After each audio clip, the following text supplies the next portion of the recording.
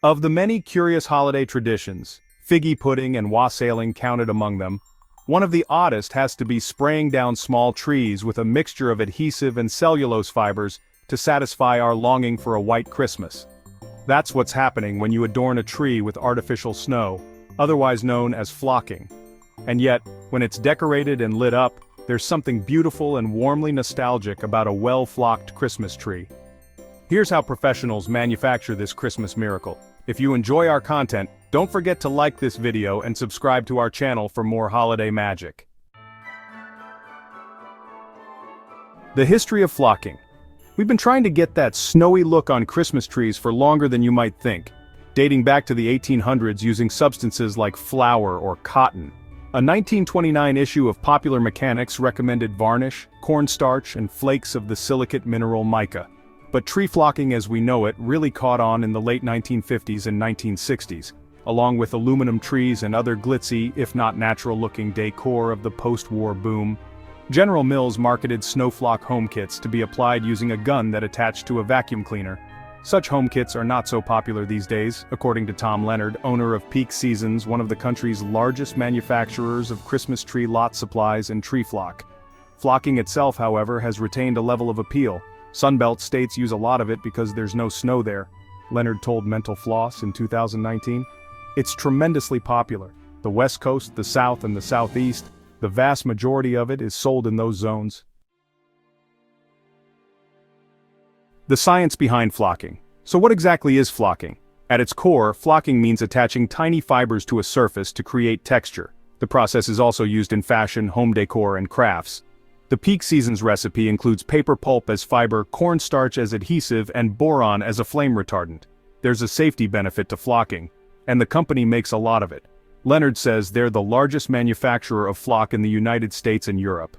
I don't want to share how much, but we sell lots of flock, truckloads and truckloads. Based in sunny Riverside, California, Peak Seasons starts with paper and a grinder. It's like a big roll of toilet paper and it weighs a ton and you feed it into a machine and it comes out a powder, Leonard says. The exception is certain bright colors. Flock comes in white, black, pink, ice blue, royal blue, red, green, gold, and purple, which require cotton fibers instead of paper to hold the dye. The final product is almost like baby powder, shipped all over the country in large, cement bag-sized bags. From there you need to affix the stuff in a nice even coat, which is where flock machines like the mighty snowblower come in. They're basically big tanks that hold varying amounts of flock depending on the model, plus a mechanism at the bottom to fluff up the powder. The machine then pumps the powder through a hose, and a gun at the end mixes it with a mist of water. And that's how flock is born. The art of flocking. You don't have to go with a professional flocker or even use manufactured flock. There are all sorts of DIY recipes that include things like soap flakes or even desiccated coconut flakes. But if you do go pro, you want to be in the hands of someone like Paul Ian Tosca, who flocked trees in the Boston area for over 20 years. Flocking one tree in bright purple, white is still most popular. Ian Tosca first sprays it down with water. Then, in an area closed off with plastic sheeting, he fires up the blower and blasts the tree evenly with what looks like a purple fog. The stuff gets everywhere.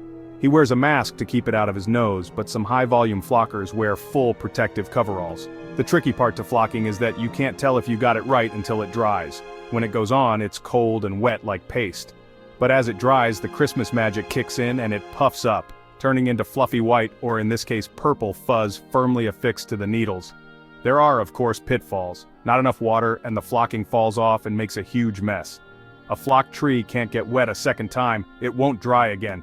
It's disgusting actually, Ian Tosca says. Also, when you flock a tree, the color highlights its flaws. A janky tree turns into a weird, uneven shrub.